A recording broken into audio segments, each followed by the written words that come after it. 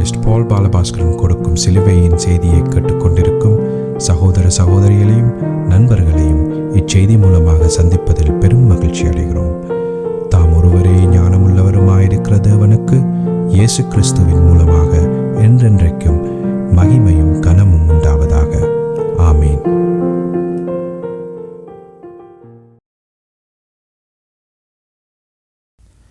நான் பால் பாலபாஸ்கரன். நான் ஒரு இவாஞ்சலிஸ்ட். சிலுவையின் செய்தி என்ற இந்த நிகழ்ச்சியில் என் சகோதரர்கள், என் சகோதரிகள், என் நண்பர்கள் எல்லோரையும் மறுபடியும் சந்திப்பதில் நான் பெரும் மகிழ்ச்சி அடைகிறேன். இந்த அருமையான நேரத்தை கர்த்தராகிய இயேசு கிறிஸ்து எங்களுக்கு ஒதுக்கி தந்திருக்கிறார். இந்த நேரத்தில் கர்த்தருடைய வேத வார்த்தைகளை உங்களோடு பகிர்ந்து கொள்வது எனக்கு மிகுந்த சந்தோஷத்தை அளிக்கிறது என்பதை நீங்கள் அறிந்து கொள்ள வேண்டும். கர்த்தருடைய வேத வார்த்தை என்று சொல்லப்படும் பொழுது எந்த காலமும் கர்த்தருடைய வாயிலிருந்து புறப்படுகிற வார்த்தைகளை பற்றியே நான் சொல்கிறேன். அப்போ அந்த வார்த்தை தான் வேதாகமத்தில் சொல்லப்பட்டிருக்கிறது என்பதை நாம் அறிந்து கொள்ள வேண்டும். அந்த வேத வார்த்தை சிலுவையில் அறையப்பட்ட இயேசு கிறிஸ்துவை பற்றியே சொல்கிறது. அதனையே பிரகடனப்படுத்துறதுன்ற உண்மை நம்முடைய இருதயத்தில் உறுதியாக நாட்டப்பட்டிருக்க வேண்டும். ஏனென்றால் வேத வார்த்தைகள் எல்லாம் எந்த காலத்திலும் சிலுவையில் அறையப்பட்ட இயேசு கிறிஸ்துவை பற்றியே பிரதிபலிக்கிறது என்பதையும் 1 பேதுரு 1:18-20 உலக தோற்றத்துக்கு முன்னமே அது தீர்மானிக்கப்பட்டது என்பதையும் நாம் அறிந்து கொள்ள வேண்டும். ஆனபடியால் வேத வார்த்தைகள் எந்த காலமும் சிலுவையில் அறையப்பட்ட இயேசு கிறிஸ்துவை பற்றியே பிரகடனப்படுத்துகின்ற உண்மையை நாம் தெளிவாக அறிந்திருக்க வேண்டும். இப்பொழுது நாம் வேத வார்த்தைக்கு போவோம். ரோமர் 7:25. ரோமர் 7:25. நம்முடைய கர்த்தராகிய இயேசு கிறிஸ்து மூலமாய் தேவனை ஸ்தோத்திரிக்கிறேன். ஆதலால் நானே என் மனதினாலே தேவனுடைய நியாய பிரமாணத்துக்கும் மாம்சத்தினாலேயோ பாவ பிரமாணத்துக்கும் ஊழியம் செய்கிறேன். மறுபடியும் வாசிக்கிறேன். ரோமர் 7:25. நம்முடைய கர்த்தராகிய இயேசு கிறிஸ்து மூலமாய் தேவனை ஸ்தோத்திரிக்கிறேன். ஆதலால் நானே என் மனதினாலே தேவனுடைய நியாய பிரமாணத்துக்கும் மாம்சத்தினாலேயோ பாவ பிரமாணத்துக்கும் ஊழியம் செய்கிறேன். இந்த வேத வார்த்தைக்கு நான் தெரிந்து கொண்ட தலையங்கம், கர்த்தராகிய இயேசு கிறிஸ்து மூலமாய் தேவனை ஸ்தோத்திரிக்கிறேன். மறுபடியும் சொல்கிறேன், இந்த வேத வார்த்தைக்கு நான் தெரிந்து கொண்ட தலையங்கம், கர்த்தராகிய இயேசு கிறிஸ்து மூலமாய் தேவனை ஸ்தோத்திரிக்கிறேன்.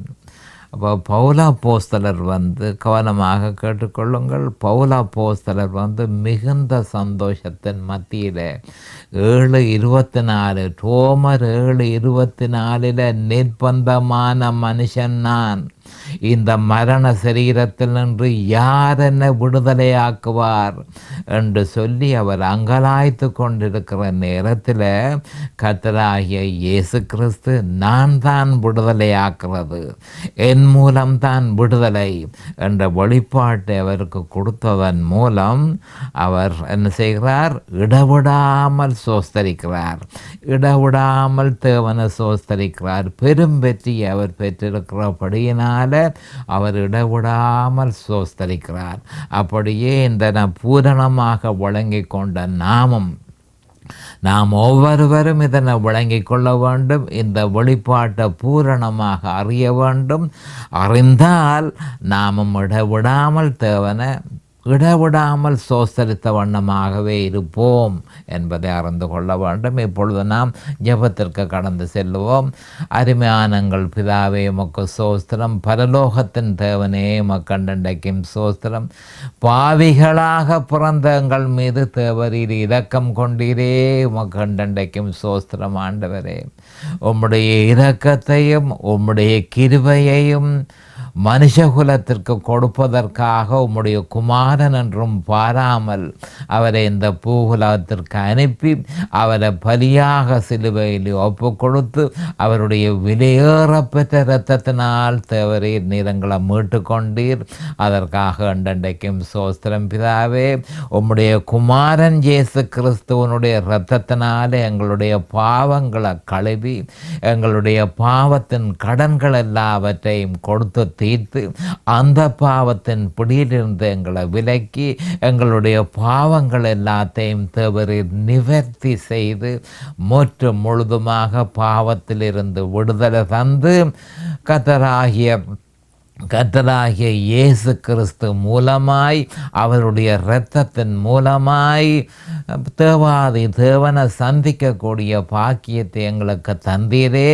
எங்களுக்கும் தேவனுக்கும் இடையில இருக்கிற அந்த மிகப்பெரிய பகைமையை முழுதுமாக அகற்றி தேவாதி தேவனோடு எங்களை ஒப்புரவாக்கினது மட்டுமல்ல, எங்களுடைய தேவைகள் எல்லாவற்றையும் எந்த நேரத்திலும் நாம் பெற்றுக்கொள்ளத்தக்கதாக அந்த மகா உன்னதமான கிருபாசனத்துக்கு துணிவோடு போகக்கூடிய பாக்கியத்தை தேவரீர் எங்களுக்கு தந்திருக்கிறீரே. அதற்காக உமக்கு அண்டண்டைக்கும் சோஸ்திரம். இதனை கேட்டுக்கொண்டிருக்கும் என் சகோதர சகோதரிகள் நண்பர்கள் எல்லோரையும் தேவரீர் ஆசீர்வதித்து அபிஷேகித்து உம்முடைய வேத வார்த்தைகளை அறிந்து கொள்ளக்கூடிய பாக்கியத்தை அவர்களுக்கு கொடுத்தருள வேண்டுமென்றும் அதே நேரம் அடியேனையும் அபிஷேகித்து உம்முடைய பரிசுத்த ஆவியானவர் அவரே போதனையை செய்ய வேண்டுமென்று இயேசு கிறிஸ்துவின் நாமத்தினால் கேட்டுக்கொள்கிறேன் பிதாவே. Amen and amen and amen. Hallelujah, hallelujah, hallelujah, hallelujah. Thank you, Jesus. Praise the Lord, praise the Lord, praise the Lord. Hallelujah.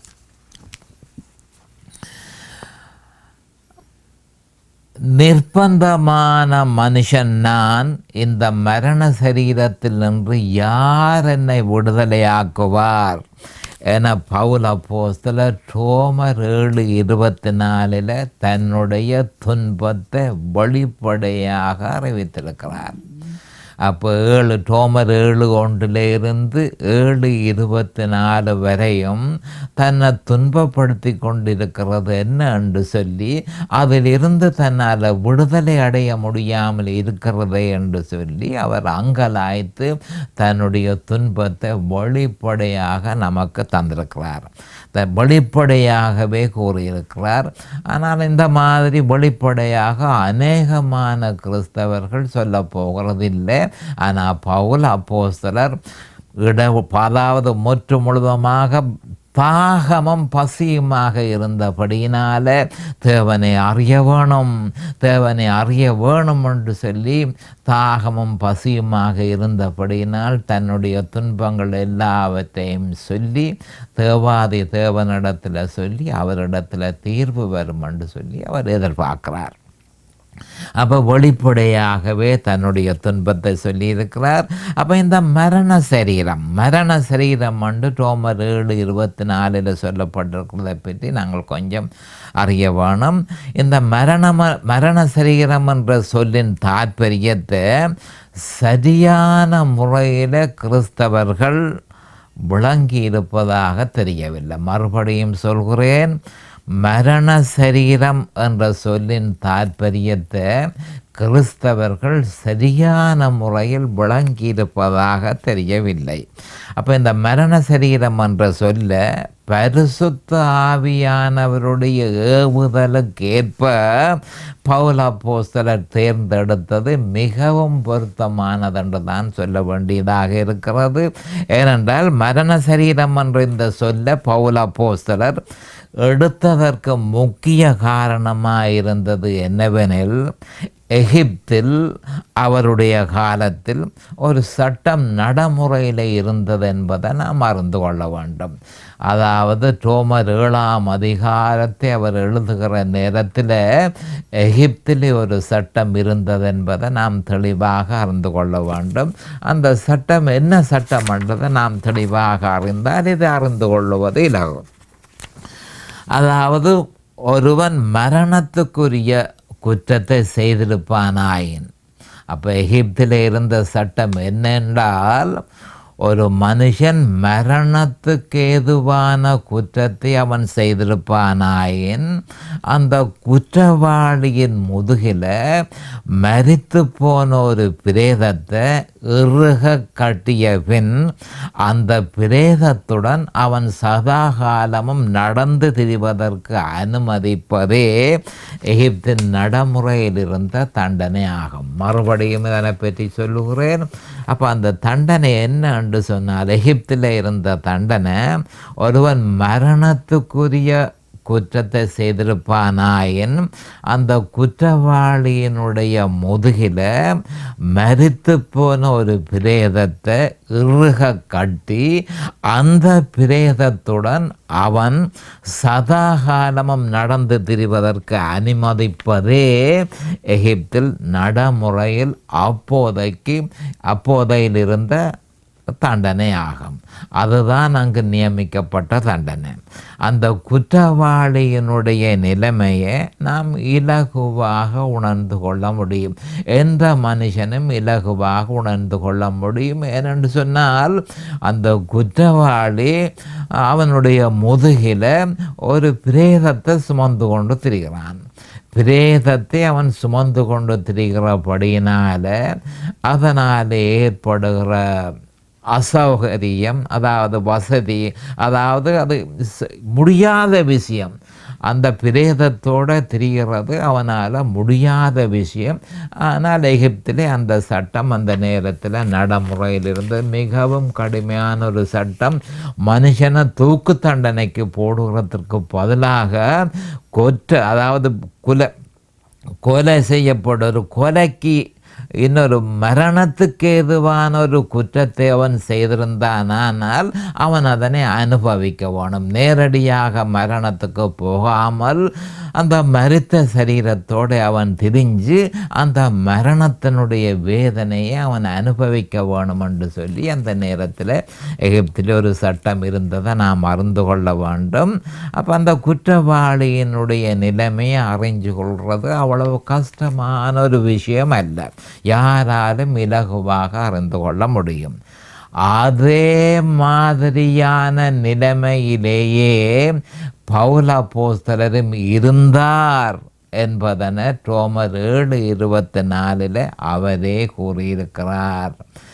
அதாவது பவுல் அப்போஸ்தலர் தான் அனுபவித்த நிலைமையை வெளிப்படையாக காட்டுவதற்காக அந்த நேரத்தில் எகிப்தில் இருந்த சட்டத்தை அவர் எடுத்து காட்டுகிறார். இப்படித்தான் நான் இருக்கிறேன், மரண சரீரத்தோடு நான் இருக்கிறேன், நிர்பந்தமான மனுஷனாக நான் இருக்கிறேன்.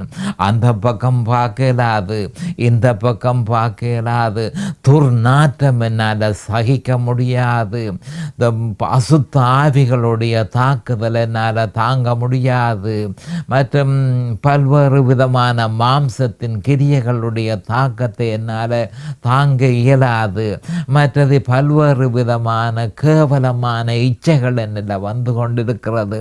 அப்போ ஏறத்தாழ என்றல்ல, நிச்சயமாகவே ஒரு மரண சரீரத்தை தன்னில் கட்டி இருக்கிறது போன்ற ஒரு உணர்ச்சியை அவர் பெற்றிருந்தபடியினாலேயே அந்த உதாரணத்தை அவர் எடுத்துக்கொண்டார்.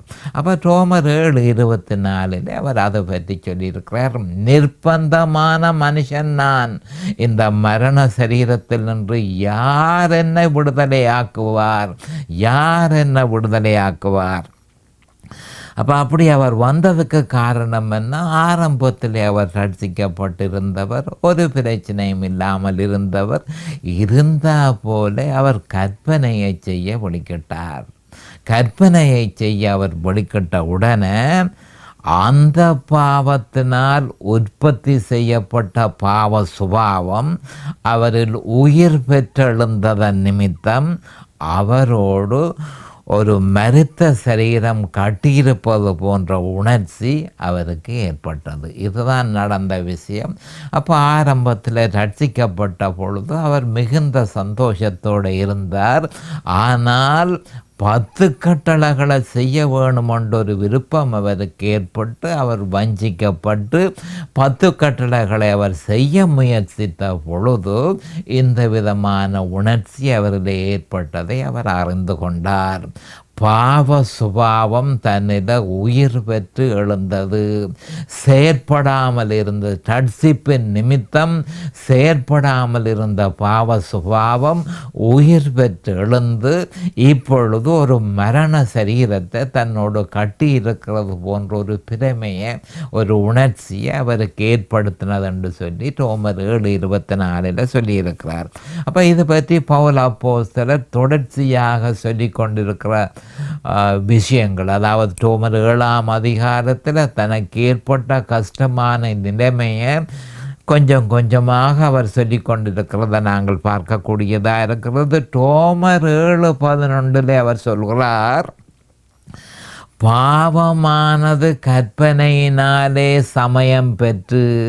அப்போ எப்படி தனக்கு இந்த நிலைமை ஏற்பட்டதுன்றதை தெளிவாக சொல்கிறார்.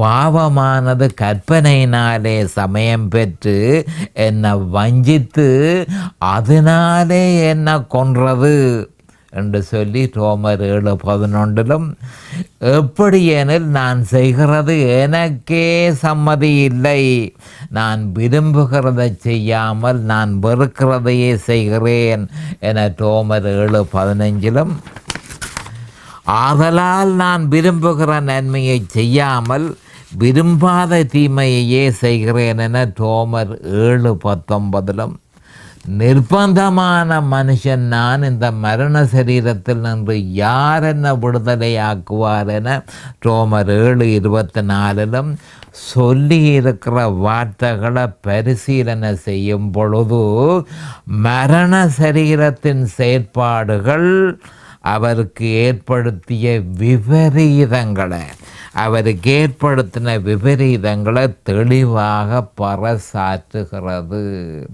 அப்போ அந்த 4 வேத வாக்கியங்களையும் நாம் பரிசீலனை செய்யும் பொழுது அந்த மரண சரீரத்தினுடைய தாக்கம் எப்படிப்பட்டது என்பதை அவர் தெளிவாக அவர் சொல்லியிருக்கிறார். எப்படி ஆரம்பமானது, தனக்கு என்ன பிரச்சனை அதை ஏற்படுத்தினது, இறுதியில் தன்னுடைய நிலைமை பரிதாபகரமான நிலைமையில் தான் இருக்கிறதையும் அவர் வெளிப்படுத்தி, அதாவது தனக்கு ஏற்பட்ட விபரீதங்கள் எல்லாவற்றையும் தெளிவாக கூறியிருக்கிறார். அப்போ மறுபிறப்பை பெற்றவர் அதாவது கவனமாக கேட்டுக்கொள்ளுங்கள், பவுல் அப்போஸ்தலர் மறுபிறப்பை பெற்ற ஒரு மனுஷன், ரட்சிப்பை பெற்ற மனுஷன். அப்போ மறுபிறப்பை பெற்று பரிசுத்த ஆவிக்குள் ஞானஸ்நானம் பெற்று அதற்கு அடையாளமாக அந்நிய பாஷையை பேசி தேவனாலே அப்போஸ்தலராக அழைக்கப்பட்டு ஊழியத்துக்கு அழைக்கப்பட்டு வேதாகமத்தின் புதிய ஏற்பாட்டில் கணிசமான பகுதியை எழுதுவதற்கு தேவனால் தெரிவு செய்யப்பட்ட பவுல் அப்போஸ்தலருக்கு இப்படியான நிலைமையாயின் நம்முடைய நிலைமையை நாம் அறிய முயற்சிக்க வேண்டியதில்லை என்பதே என்னுடைய கணிப்பாக இருக்கிறது. ஏனென்று சொன்னால் அவர் ரட்சிக்கப்பட்டவர், பரிசுத்த ஆவியினால் ஞானஸ்நானம் செய்யப்பட்டவர், ஆவிக்குரிய வரங்களை பெற்றவர், அப்போஸ்தலராக தேவனால ஊழியத்துக்கு அழைக்கப்பட்டவர், வேதாகமத்தில் கணிசமான பகுதி அரவாசி பகுதியை எழுதுவதற்கு தேவனால தெரிவு செய்யப்பட்ட அந்த மனுஷனுக்கே இந்த மாதிரியான ஒரு நிலைமையாக இருந்தால் நம்முடைய நிலைமையை பற்றி நாம் ஆராய வேண்டிய அவசியம் இல்லை.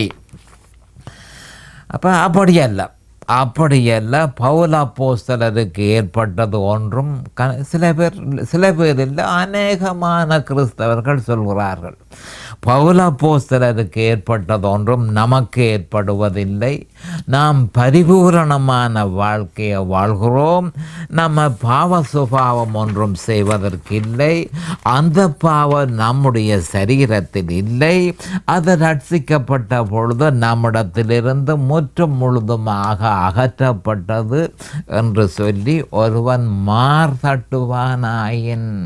ஏனென்று சொன்னால் அநேகமான கிறிஸ்தவர்கள் இந்த விதமான அபிப்பிராயத்தை உடையவர்களாக இருக்கிறார்கள். பவுல் அப்போஸ்தலர் சொன்னதை முற்று முழுதுமாக நிராகரித்து தாங்கள் பரிபூரணமான வாழ்க்கையை வாழ்கிறதென்றும் தங்களிடத்தில் பாவ சுபாவம் இல்லை என்று சொல்லி அவர்கள் உறுதியாக நம்புகிறார்கள். அவர்களுக்கு கிறிஸ்துவின் பதில் என்ன என்பதை நாம் பார்த்து கொள்ளுவோம். நீ நிர்பாக்கியம் உள்ளவனும் பரிதபிக்கப்படத்தக்கவனும் தரித்திரனும் குருடனும் நிர்வாணியுமாயிருக்கிறதை அறியாமல் நான் ஐஸ்வர்யவான் என்றும் திரவிய சம்பனன் என்றும் எனக்கு ஒரு குறைவும் இல்லை என்று சொல்லுகிறபடியால் நான் நீ ஐஸ்வர்யவானாகும்படிக்கு நெருப்பிலே புடமிடப்பட்ட பொன்னையும் உன் நிர்வாணமாகிய அவலட்சணம் தோன்றாதபடிக்கு நீ உடுத்தி கொள்வதற்கு வெண்வஸ்திரங்களையும் என்னிடத்தில் வாங்கி கொள்ளவும் நீ பார்வை அடையும் படிக்கு உன் கண்களுக்கு கரிக்கம் போடவும் வேண்டுமென்று உனக்கு ஆலோசனை சொல்லுகிறேன் என்று சொல்லி வெளி 3:17-18 நம்முடைய ஆண்டவராகிய இயேசு கிறிஸ்து சொல்லியிருக்கிறார். அப்போ அந்த விதமாக எந்த விதமாக எங்களுக்கு ஒரு பிரச்சனையும் இல்லை. நாங்கள் பரிபூரணமான மனுஷர்களாக இருக்கிறோம். பாவ சுபாவம் எங்களிடத்தில் இல்லை. நாங்கள் தட்சிக்கப்பட்ட பொழுது பாவ சுபாவம் எங்களை விட்டு முற்று முழுதுமாக விலக்கப்பட்டு விட்டது. இயேசு கிறிஸ்துவின் இரத்தத்தினால முற்று முழுதுமாக அகற்றப்பட்டது. எங்களிடத்தில் பாவ சுபாவம் இல்லை என்று சொல்லி ஏராளமான கிறிஸ்தவர்கள் இந்த விதமான அபிப்பிராயத்தை உடையவர்களாக இருக்கிறார்கள். அவர்களுக்கு ஆண்டவராகிய இயேசு கிறிஸ்து வெளி 3:17-18 பொருத்தமான பதிலை அவர் கொடுத்திருக்கிறார். அப்போ மரண சரீரத்தினுடைய தாற்பயம் என்ன என்பதை கிறிஸ்து நமக்கு வெளி 3:17-18 வெளிப்படுத்தியது மட்டுமல்ல, அதற்கு தீர்வையும் கொடுத்திருக்கிறார். வெளி 3:17 மரண சரீரத்தினுடைய தாற்பயம் என்ன, வெளி 3:18 அதற்கு தீர்வு என்ன என்பதையும் நம்முடைய ஆண்டவராகிய இயேசு கிறிஸ்து தெளிவாக கொடுத்திருக்கிறார். அப்போ இந்த மரண சரீரத்தில் நின்று யார் என்ன விடுதலையாக்குவார் என ரோமர் 7:24 பவுல் அப்போஸ்தலர் வியாகுலப்பட்ட பொழுது கிறிஸ்து அவருக்கு தீர்வை வெளிப்படுத்தினார் என்று சொல்லி நாம் அறிந்திருக்கிறோம்.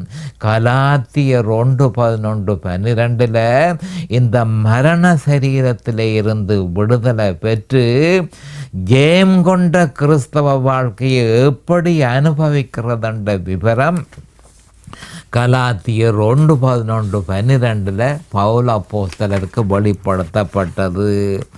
உடனடியாக அவர் இயேசு கிறிஸ்து மூலமாகவே விடுதலை உண்டு என்பதனையும் அவர் ஒருவர் மூலமாகவே அது சாத்தியமாகும் என்பதனையும் பவுல் அப்போஸ்தலர் அறிந்து அந்த விடுதலை கிறிஸ்து கல்வாரி சிலுவைக்கு சென்று சிலுவையில் அவர் நிறைவேற்றிய சகல பலாபலன்களையும் அவருடைய உயிர்த்தெழுதலையும் விசுவாசிப்பதன் மூலமே சாத்தியமாகும் என்பதனை ரோமர் 7:25 நம்முடைய கர்த்தராகிய இயேசு கிறிஸ்து மூலமாய் தேவனை சோஸ்தரிக்கிறேன் என வலியுறுத்தி கூறியிருப்பதை நாம் உன்னிப்பாக கவனிக்க வேண்டும்.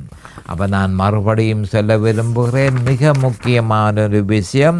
அப்போ அந்த தீர்வை பவுல் அப்போஸ்தலர் ரோமர் 7:24 நிர்பந்தமான மனுஷன் நான், இந்த மரண சரீரத்தில் நின்று யார் என்ன விடுதலை ஆக்குவார் என்று சொல்லி அவர் அங்கலாய்க்கும் பொழுது கலாத்தியர் 1:11-12 ஜெயம் கொண்ட கிறிஸ்தவ வாழ்க்கையை எப்படி வாழ்கிறதென்ற விவரம் கர்த்தராகிய இயேசு கிறிஸ்து மூலமாக பவுல் அப்போஸ்தலருக்கு வெளிப்படுத்தப்பட்டது. அப்போ அவர் என்ன அறிந்திருக்கிறார் என்று சொன்னால், இயேசு கிறிஸ்து மூலமாகவே விடுதலை உண்டு என்பதனையும் அவர் மூலமாகவே அது சாத்தியமாகும் என்பதனையும் பவுல் அப்போஸ்தலர் அறிந்திருக்கிறார். அறிந்து அந்த விடுதலை கிறிஸ்து கல்வாரி சிலுவைக்கு சென்று சிலுவையில் அவர் நிறைவேற்றிய சகல பலாபலன்களையும் அவருடைய உயிர்த்தெழுதலையும் விசுவாசிப்பதன் மூலமே அந்த வெற்றி சாத்தியமாகும் என்பதனை ரோமர் 7:25 நம்முடைய கர்த்தராகிய இயேசு கிறிஸ்து மூலமாய் தேவனை சோஸ்தரிக்கிறேன் என வலியுறுத்தி கூறியிருப்பதை நாம் உன்னிப்பாக கவனிக்க வேண்டும். அப்போ எவன் விசுவாசத்தின் மூலம் அவரையும் கவனமாக கேட்டுக்கொள்ளுங்கள். எவன் விசுவாசத்தின் மூலம் அவரையும் அவருடைய உயிர்த்தெழுதலின் வல்லமையையும் அவருடைய பாடுகளின் ஐக்கியத்தையும் பாடுகளின் ஐக்கியத்தை அறிகிறதற்கும் அவருடைய மரணத்துக்கு ஒப்பான மரணத்துக்குள்ளாகி மிக முக்கியமான ஒரு நிபந்தனை, அவருடைய மரணத்துக்கு ஒப்பான மரணத்துக்குள்ளாகி எப்படியாயினும் தான் மரித்தோரிலிருந்து உயிரோடு எழுந்திருப்பதற்கு தகுதியாயிருக்கிறானோ. அப்போ பிலிப்பியர் 3:10 ரோமர் 6:3-5 இது விவரமாக சொல்லப்பட்டிருக்கிறது. எவன் தகுதியாக இருக்கிறானோ அவன் மேல் அதிகாரம் செலுத்த மரணத்தினாலும் அந்த பாவத்தினாலும் நியாயப்பிரமாணத்தினாலும் உலகத்தினாலும் பிசாசினாலும் மாம்ச இச்சைகளினாலும் மாம்சத்தின் கிரியைகளினாலும் முடியாது என்பதை நாம் தெளிவாக அறிந்திருக்க வேண்டும். அப்போ அதாவது நான் சொன்ன அதே மாதிரி பிலிப்பியர் 3:10 ரோமர் 6:3-5 சொல்லப்பட்ட மாதிரி எவன் விசுவாசிக்கிறானோ அவனில் மரணம் ஒரு பொழுதும் அதிகாரம் செலுத்த முடியாது, அந்த பாவம் அதிகாரம் செலுத்த முடியாது, நியாயப்பிரமாணம் அதிகாரம் செலுத்த முடியாது, உலகத்தினால அதிகாரம் செலுத்த முடியாது, பிசாசினால அதிகாரம் செலுத்த முடியாது, மாம்ச இச்சைகளினாலும் மாம்சத்தின் கிரியைகளினாலும் முடியாது என்பதனை நாம் தெளிவாக அறிந்திருக்க வேண்டும். நம்முடைய கர்த்தராகிய இயேசு கிறிஸ்துவினாலே நமக்கு ஜெயம் கொடுக்கிற தேவனுக்கு சோஸ்திரம் என 1 கொரிந்தியர் 15:57 இது வலியுறுத்தப்பட்டிருக்கிறது என்பதை நாம் அறிந்து கொள்ள வேண்டும். ஒரு பொழுதும், அதாவது பிலிப்பியர் 3:10 சொல்லப்பட்டிருக்கிற மாதிரி, ரோமர் 6:3-5 சொல்லப்பட்டிருக்கிற மாதிரி எவன் விசுவாசிக்கிறானோ அவனில் மரணம் ஒரு பொழுதும் அதிகாரம் செலுத்த முடியாது. அது மட்டுமல்ல, உலகம் அதிகாரம் செலுத்த முடியாது, பிசாசு அதிகாரம் செலுத்த முடியாது, அந்த பாவம் அதிகாரம் செலுத்த முடியாது, மாம்சத்தின் இச்சைகள் அதிகாரம் செலுத்த முடியாது, மாம்சத்தின் கிரியைகள் அதிகாரம் செலுத்த முடியாது என்பதை நாம் தெளிவாக அறிந்திருக்க வேண்டும். இப்பொழுது நேரம் சமீபமாகிவிட்டது. அடுத்த செய்தியிலே இன்னும் சற்று விவரமாக பார்ப்போம். அது வரைக்கும் கர்த்தராகிய இயேசு கிறிஸ்துவின் நாமத்தினால் நான் உங்களை ஆசீர்வதிக்கிறேன். அவருடைய கிருபையும் அவருடைய இரக்கமும் தாராளமாக உங்களுக்கு கிடைப்பதாக இயேசுவின் நாமத்தில் பரிசுத்த பிதாவே. ஆமேன் அண்ட் ஆமேன் அண்ட் ஆமேன். இந்த சிலுவையின் செய்தியை கேட்பவர்கள் அதன் ஆவிக்குரிய பலனை பூரணமாக அடைய வேண்டும் என்பதே நம்முடைய பிரார்த்தனையாகும். தொலைபேசி மூலம் தொடர்பு கொள்ள விரும்புவோர் 647-465-1224 மூலமும், இமெயில் மூலம் தொடர்பு கொள்ள விரும்புவோர் paulbalabaskaran@gmail.com மூலமும் தொடர்பு கொள்ளலாம்.